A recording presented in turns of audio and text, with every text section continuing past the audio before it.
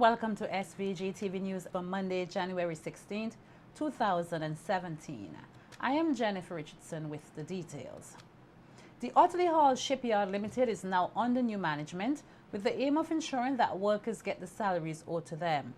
In a telephone interview with SVG-TV News, General Secretary of the National Workers Movement, the NWM, Noel Jackson, explained that meetings have been ongoing with the new management and the staff. The union leader says that shake-up at the shipyard facility and new methods of operations will ensure that payment of employees is a priority.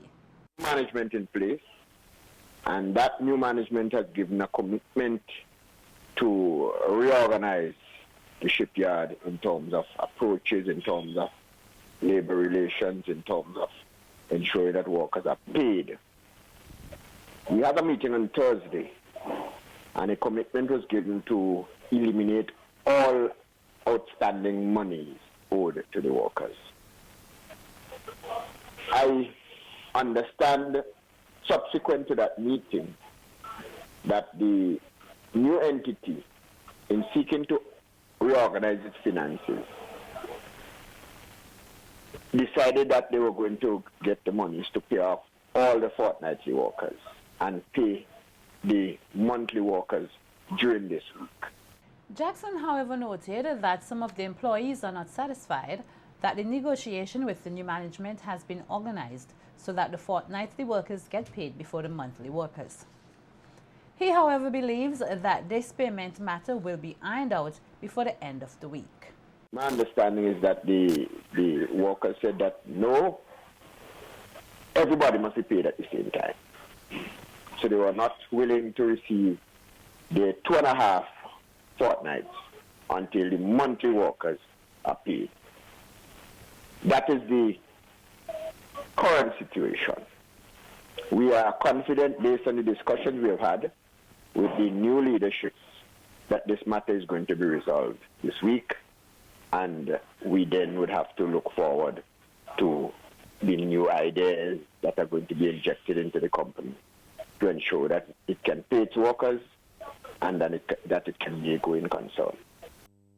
Workers at the St. Vincent Shipyard Limited, formerly the Otley Hall Shipyard and Marina, have been working without payment for weeks and were promised by the former managing director Daniel Ravotti that they will be given salaries.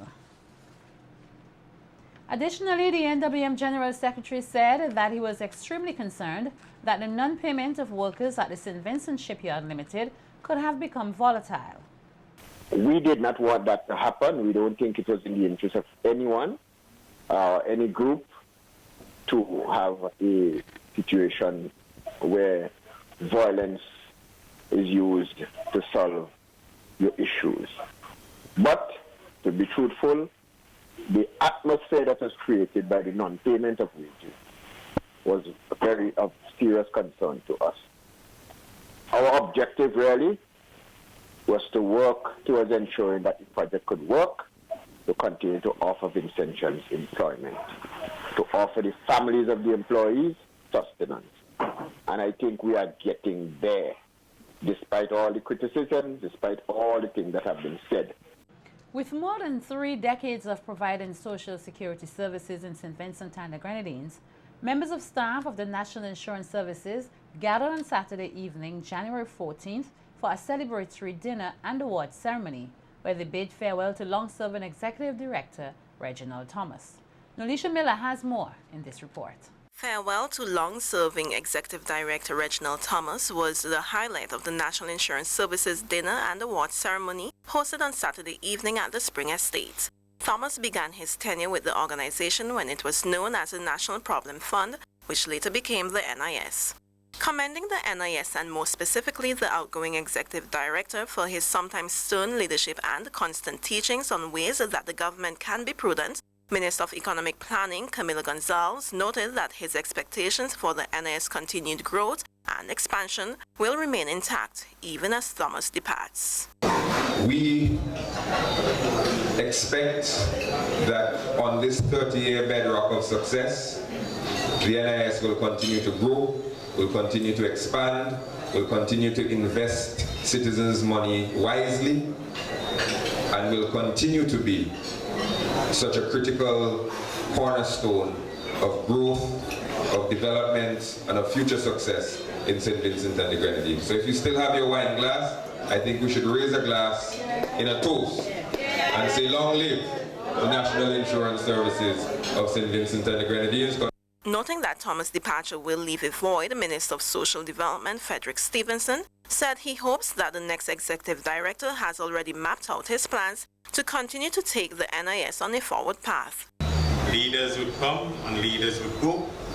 And I'm sure that the next set of leaders would continue on the upward development path that our brother Reginald Thomas and those who are leaving the institution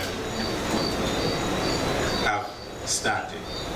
Secretary General of the Inter-American Conference of Social Security, Omar De La Torre, sang praises to the NIS family for the major strides made over the years. On January 5th, the National Insurance Services of San Vicente and the Grenadines reached the 30th year serving its insured with quality and dedication. Today, thanks to the dedication of employees and the commitment of the citizens, the National Insurance Services stand as a strong institution, financially healthy, open to learning, and prepared to face the present challenges, aiming to achieve excellence in the services, always for the benefits of its users. And the chairman of the NIS, Lennox Bowman, also had high praises for Thomas, describing him as more than a professional counterpart. From the very first day, that the first meeting that I had as chairman of NIS, I was impressed because it was a new board, new government change, new board. But I was really impressed with Reggie's preparation for that meeting, with Reggie's help and the help of the staff of the NIS. That was the steepest learning curve I've ever had to climb, and I believe it was the most satisfying one. A very humble Thomas took the opportunity to highlight the major accomplishments which the NIS achieved over the years under his leadership. We have contributed in many ways to economic development and sustainability of our lovely country, St. Vincent and the Grenadines. We have expanded our investment portfolio and our base. We have moved from the Juicy building to the financial complex, and now we are in our own headquarters with our United Nations-style conference center. We have opened offices in Union Island, and we have centers, collection points in Beckway. Thomas' stint at the NIS is expected to come to an end at the end of this month. He is expected to take up a position as director of the Inter-American Center on Social Security Studies in Mexico.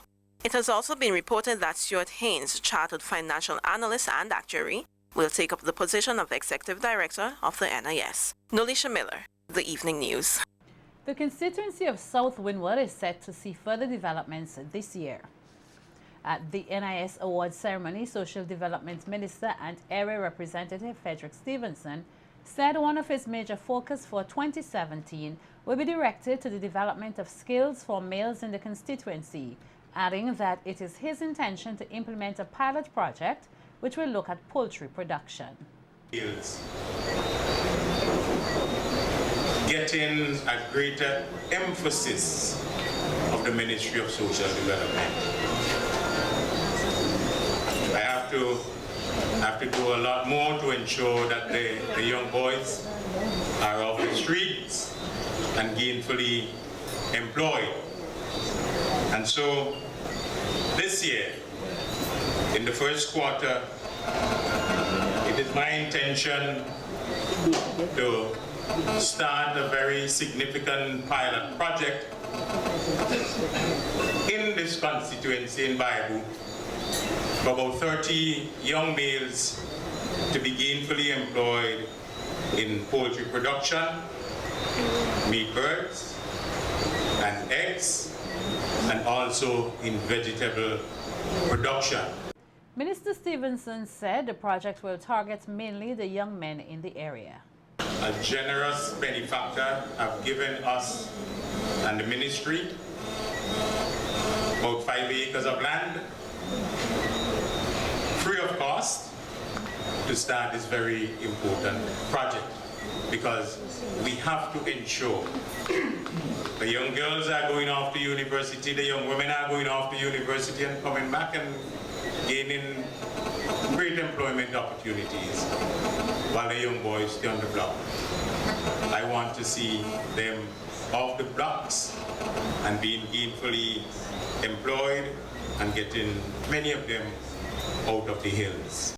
Director of the World Pediatric Project to the Eastern Caribbean Vincentian, Jacqueline Brown-King, has said that the missions programs have grown significantly over the years, providing much-needed care and support to Vincentian children and others in the region. In a recent telephone interview with SVG-TV News, Brown-King said the WPP's selfless work continues to touch the lives of many families. It has grown because persons know our families have very limited resources, financial resources. Therefore, persons are now understanding that this is an area, this is an organization that is offering some hope. If you have a child with an issue, you hardly have any resources to take you or to do whatever, you can come to WPP and you will be guided through the process of referral or what have you. And of course, you know, they realize that, yes, they have to pay something, but not as much as if they had to find it all for themselves. And of course, the government, our government, has really embraced ownership of this program. We are the central point, we are the hub. Therefore, we have bragging rights towards this program. And that's because we are results-oriented. We ensure that we do what is expected to ensure the life of this ongoing life of this program. In the other islands, we expect them, and they have been stepping up. The WPP Eastern Caribbean Director further pointed out that the mission also serves as an economic relief for persons who on their own would not be able to afford the care and support given under the project. On our program, the families, they are not asked to pay anything. They come, they are evaluated. The ones who have surgery in St. Vincent, it's done free of cost to them. Their families are treated just like our children. And for the other ones who need to go further, meaning to go either to Richmond or St. Louis, Missouri, again, the onus is on each country to help them to get prepared. But once they get to the States, of course, it is absorbed by our program, meaning they're picked up, transported, accommodation, surgery, transportation, it's all taken care of by a group, family, organization. A memorial plaque, which was to be unveiled at last Thursday's memorial service for the 7 students who lost their lives in the rock gutter tragedy 2 years ago, is expected to be unveiled at a later date. SVG-TV's Sharon Galway attended the memorial service last Thursday and tells us in this report how the families of the deceased have been dealing with their loss. Describing the January 12, 2015 accident as a test of faith, Area Representative Montgomery Daniel called on the community of Fancy to continue to be compassionate as the healing process continues. Right here in Fancy, I saw great teamwork and togetherness. Daniel made this plea at a service held at the Fancy Government School in remembrance of the 7 who lost their lives: Anik Alexander, Raquel Ashton, Jamali Edwards, Jamal Edwards, Glenroy Michael, while the bodies of Simonique Ballantyne and Chanstacia Stay have not been recovered from sea. Fresh flowers, as you can see, and etchings on the lampposts saying we miss you, we're sad that you're gone, remain here at the actual accident site where the vehicle went over the embankment. Candles were lit, a minute's silence observed in memory of the 7 students. Empathizing with the grieving families and friends was Deputy Prime Minister Sir Louis Straker, who outlined that a plaque which was late in arrival will soon be unveiled and set up in remembrance of the 7 victims. I trust that you would not give in to fear, give in to doubt, give in to depression, but realize that God is in the midst of everything.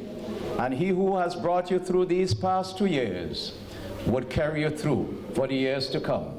Several government ministers were also in attendance and spoke at the remembrance service. They did not die in vain. They communicated by the way in which they died, the sudden circumstances, something that will stay with us as a nation.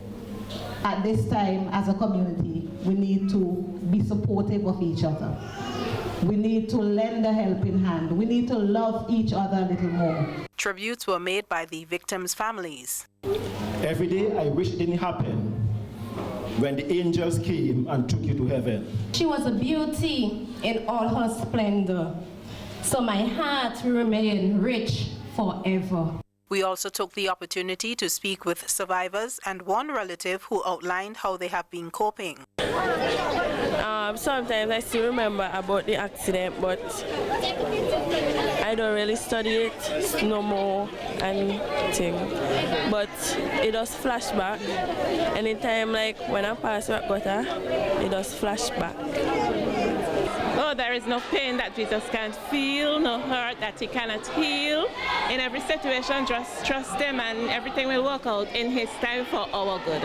Good. School is good. Okay. Yeah. And anything you want to tell the parents? You know, some of the parents are still sad that they miss their kids. Anything you want to tell them? Stay focused and keep the faith. Yeah. It's been 2 years since this accident at Rock Gutter that has caused so much pain in the community of Fancy. But one thing can be said about these 7 children is that they continue to bring the community together despite the pain. Reporting for SVG Television News, I am Sharon Garraway. As part of efforts to offer a more hands-on approach to learning, Vincentian educator Suzette Sandy has embarked on an initiative geared at enhancing the fine motor skills of students as they go through their early stage of development. The book series has proven to be very beneficial to students as it is not only a teaching aid but serves as an avenue for students to explore their creativity. Nikita Tony has more in this report. Of the fact that children do not only learn by visual and audio aid, but also by a hands-on approach, educator Suzette Sandy has embarked on a joint book project that has proven to be very beneficial to all students. Developed mainly for students at the early childhood and primary school levels, the joint book project, according to Sandy, can be used as a teaching aid to enhance the fine motor skills of students, outlining that the project was initially developed to assist the cause of attaining her bachelor's in education degree. The kindergarten teacher, who is also a mother, stated that the books have provided an avenue for students to not only draw but learn from what they draw. The drawing books are used not only for scribbling, not only for drawing, they are used for different activities within the classroom.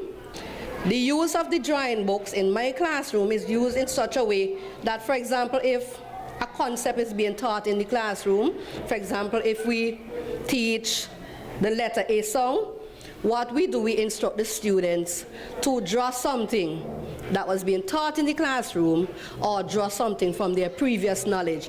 In other words, the children will be making a real-life connection to what they know and what they don't know. Sandy noted that the books come in an array of animation designs as well as Vincentian themes. Books are very user-friendly. What I did, I used animation, and we know today that children love animation. Not only that, what I did, I also integrated the letters of the alphabets as well.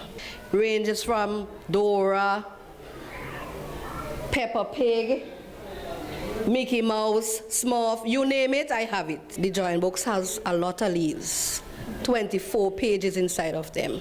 Urging the general public to support the project, Sandy further expressed gratitude to all customers who have been responding greatly to the book series. Feedback is good. The response has been favorable. I have targeted some schools already, preschools and primary schools, and I still have some more to work on. I want to encourage the general public to come out and support me, and remember that these drawing books can be used in the classroom. Very, very, very useful. And remember that I'm completing my bachelor's in education and I need your full support. One drawing book is only $5. Only $5. In terms of reaching me to get a drawing book or more than one drawing book, you can contact me at the Kingston Preparatory School, presently where I'm working. Expected to expand its reach to attract secondary school students, The drawing book project has proven to be very successful as Sandy continues her efforts to assist in the development of the nation's youth. Nikita Tony reporting for SVG-TV News. The St. Benedict's Day Nursery and Children's Home in Georgetown is starting the new year on a high with a cash injection of thousands of dollars complements Digicel SVG. The institution was identified to benefit from the cash donation after one of its employees, Sabrina Sandy, was named one of Digicel's golden ticket winners in its 2016 Get Gifted Christmas campaign, winning herself $5,000 cash.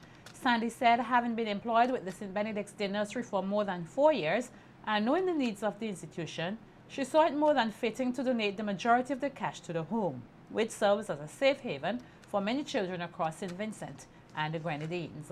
The Georgetown resident thanked Digicel for continually finding ways to reward its customers and for mandating that a portion of its $150,000 2016 Christmas campaign was awarded to at least one charitable organization here. The National Telecommunications Regulatory Commission, the NTRC, alongside its partners, will host its prize-giving ceremony for the 4th annual Idea and Innovation Competition known as the I-Squared Competition this Thursday. This year's competition sought to challenge students' creativity to develop and present projects in the form of ideas and mobile applications for the improvement of business operations within the private sector of St. Vincent and the Grenadines. 9 schools, 7 secondary and 2 tertiary schools were selected from the preliminary stage of the competition and have advanced to the finals. There will be presentations in the secondary category by teams from the Mountain View Adventist Academy, Chumaka Secondary School, P.T. Bodell Secondary, Girls High School, Bishop's College Kingston, Thomas Saunders Secondary, and the Union Island Secondary School.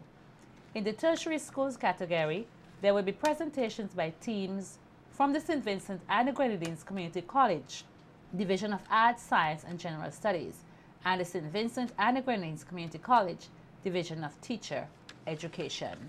The grand finale and award ceremony is scheduled to take place at the NIS main conference room from 9:30 a.m. The secondary schools will be judged in the morning from 10 a.m. and the tertiary level in the afternoon from 1:30 p.m.